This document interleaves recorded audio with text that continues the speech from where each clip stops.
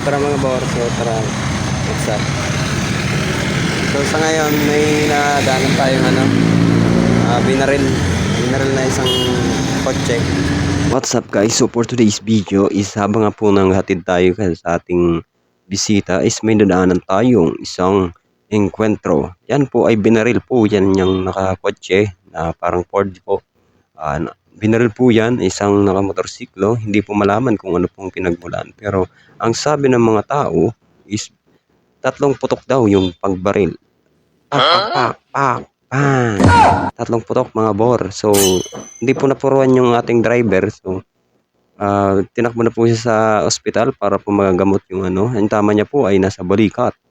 Nasa balikat po, buti nga po hindi siya napuruhan. Dahil kung napuruhan siya, malaki pong posibilidad na mamatay ang ating driver. So, sa ngayon, dito po siya umupo. Umupo pa daw po yung ating driver.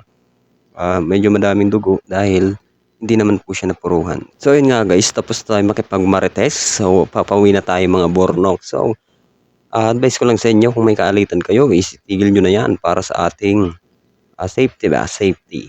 So kaya mga bor, dito na nagtatapos ang ating video. Maraming salamat sa panonood. Maraming thank you. Alright.